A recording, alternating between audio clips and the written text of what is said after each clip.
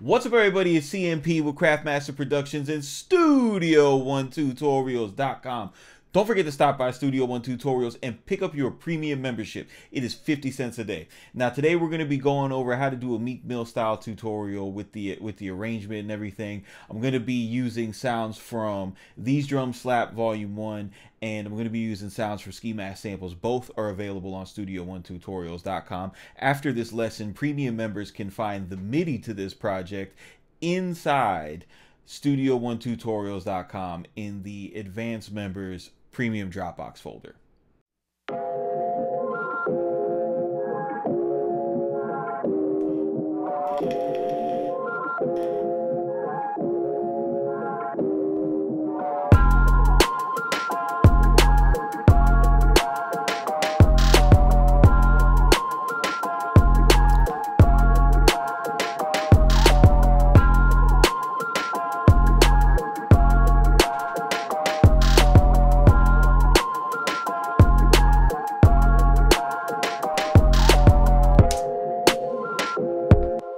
All right, so what we got going on in this beat is we have an 808, a short release kick, a little short release snare, a longer release snare. I've got like a little pitch hi-hat, and then doing my hi-hat rolls, I have a longer released hi-hat.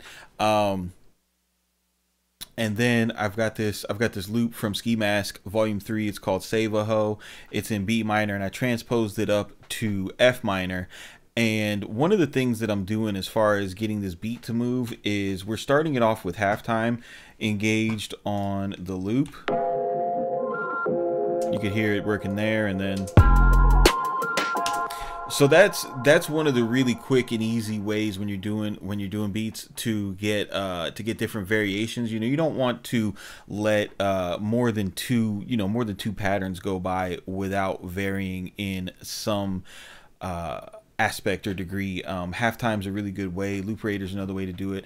And then on top of that, you don't want to have the same variation going on throughout the whole song. So this is what I want to show you guys. When I'm varying the beat with halftime, I'm not just halftiming and then copying and pasting the same pattern. You see, I halftime here and there's no drums. Then halftime here, you got drums with no bass and no hi-hat. Then a halftime here, and there's no kick, but we do have the 808. However, back here you notice it's two different tones, and this is a really good trick for when you're making your tracks. When you switch your bass, like the root note of this track is F, right? So what I did is, typically when you make bass lines, especially in trap, a common thing is to move from the first to the fifth. So what I did is I went down to C. Okay, it's still the fifth. You're just moving down, and that when you move up, it's a more triumphant, more like happy type of vibe. But I wanted to go deeper and darker and nastier. And I also added a little bass slide at the end right there. And all you got to do that inside Studio One, it's really simple, guys. I was finding some people had a problem with it. Is if you go to pitch bend right here and then you just draw your automation in. No big deal. But the thing that was giving people some fits is if you don't have the keyboard showing, you won't be able to adjust the bend. So Studio One starts your bend on 2 notes. You want to go ahead and just move that up and start it on 24 tones, so you can go ahead and go through 2 octaves if that's what you want to do. The drum patterns on this, guys, super simple. That's my kick. Here is, that's the 808. This is the kick. The snare isn't doing nothing crazy. Then we got the accent snare going on. One of the things I'll show you guys is I have the whole I'm using the MPC swing. And this doesn't come stock with Studio One. I use this on my hi-hats a lot, especially on faster type of tracks. You see how it just knocks it off the grid ever so slightly. And then if you look on my inspector, I'm using a delay of 8 milliseconds. That means wherever these notes are hitting on the piano roll, it hits 8 milliseconds later. And using delays like that, I've learned from you know, quite a few people who made decent money off of beats, and that varying your drums by milliseconds to the left and the right can create a really nice pocket, even when you're doing more trap type grooves like this. It's more pleasing to the ear. You might not pick up on it in the beginning, but if you start doing this, especially if you're using Studio One, you're going to notice a difference in your beats after you do about 20 of them and you listen to other people's beats. You're gonna be like, oh man, you should have shifted those beats. I've definitely heard a very popular, well-paid producer, fighting with the engineer, talking about milliseconds make the millions. I actually had a situation where I was working with Gunplay, and when he was recording, like, he would record his ad libs into the track, and then he'd hop out the booth and be like, all right, now drag me over just a little bit to the left, a little bit to the left, take that one a little bit to the right, and he was obsessive about it. So it's definitely a thing, but don't take my word for it. Stay hard quantized to the grid. Don't, what do I know? Anyways, guys, but that's what this arrangement is about. It's all about variation. Now, if you want to kind of, if you wanted to kind of break it up into into sections and see it visually, you can use the arranger track, and this is kind of how I look at it.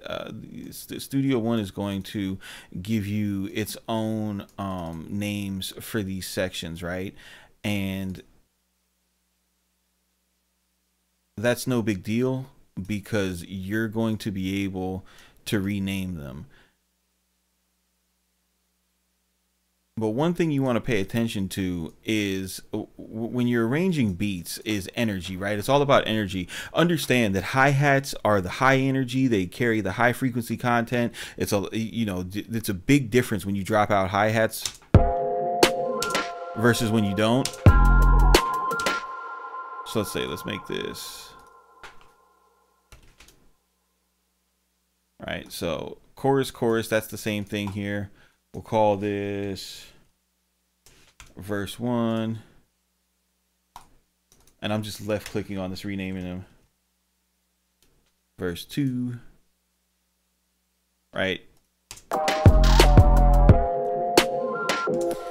You notice as soon as you don't have that low end and that high end, you're hearing a huge difference in the beat versus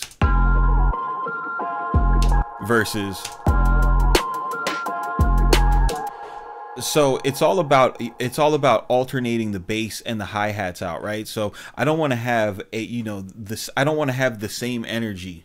This is how I think of it. The same energy for more than 2 patterns at a time. So I've got the same energy for more than 2 patterns at a time. Boom, I have an energy switch. I take the low and the high out. Right here, I have an energy switch. I've reintroduced the low and I reintroduced the high. I have an energy switch here. I've got low and high. I've got an energy switch here. I take out the high. I've got an energy switch here. I've got low and high, low and high. Now I got to change it one time. I take out the high and I bring it back in. So let's just go through the beat one more time.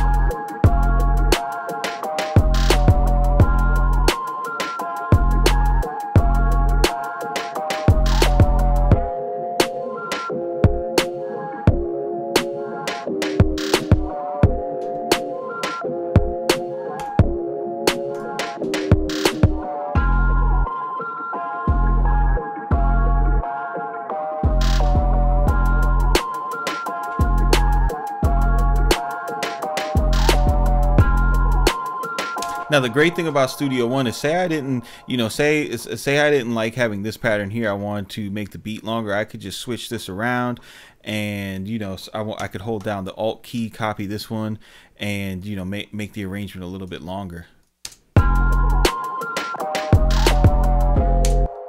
But yeah, that's pretty much it. What you want to remember for this is just high energy and low energy when you're arranging. Alternate between the two, take them in and out.